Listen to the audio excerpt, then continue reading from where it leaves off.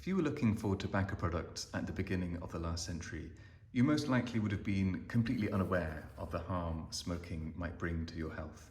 But you'd been very aware of the manufacturer of this packet of cigarettes. The Wills tobacco firm was a giant in its own time. On the front here, you've got the name of the firm, William Day and Henry Overton Wills. They're the company's two founders. They created it in Bristol in the late 1700s. Also here you'll see there's a nod to the Imperial Tobacco Company. That was created in 1901 through the merger of Wills and various other tobacco concerns. On the back, here's various awards the company was given in the Victorian period. And on the side, there's the names of the company's two founders again. And this packet was actually found under the floorboards of a house in Bristol, as was this one on the right. They date from the 1930s, probably the late 1930s. But this design came into being in the Victorian period, late Victorian period, and remained like this through into certainly into the interwar period. They're not worth very much, not surprisingly, given the condition that they're in, but even if they're in good condition, these aren't particularly valuable as collector's items. The tins that the firm produced, they are worth a little bit more money, but these sadly won't be bringing me or anyone else very much of an income.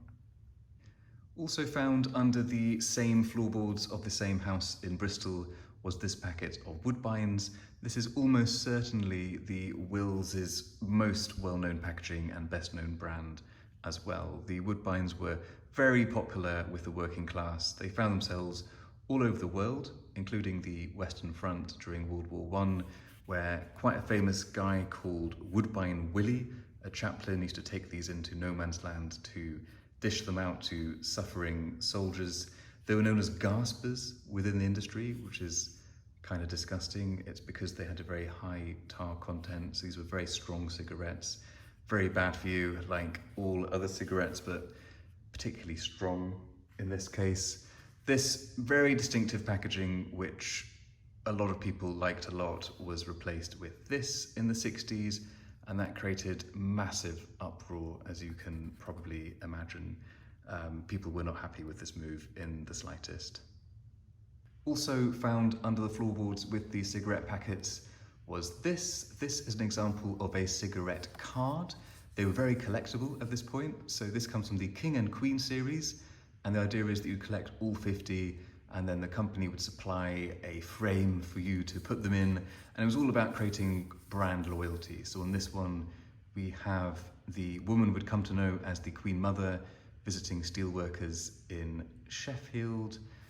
And on this one, again, this is from the same series, the King and Queen series. It says it's the King and Queen. The royal pedant in me does have to mention that at this point, we're looking at the future King George VI, but their wedding was in 1923. So this is actually still when he was Prince Albert. Not that it really matters, but yes. And this is also a little trashed. You could pick up an immaculate version of this for about 30p. So this is clearly worth absolutely nothing. Also, on a rather sad note, of course, George VI would later die of smoking-related illnesses, so a rather cruel irony there. So what do we make of these now? I think we've got to be really careful not to glamorize smoking in any form, even in this very vintage form. I think it's really interesting to look at these. I think it's a fascinating insight into the history of marketing, but also into a really important part of social and cultural history, both in Britain, but also across the British Empire as well, where a lot of these were distributed.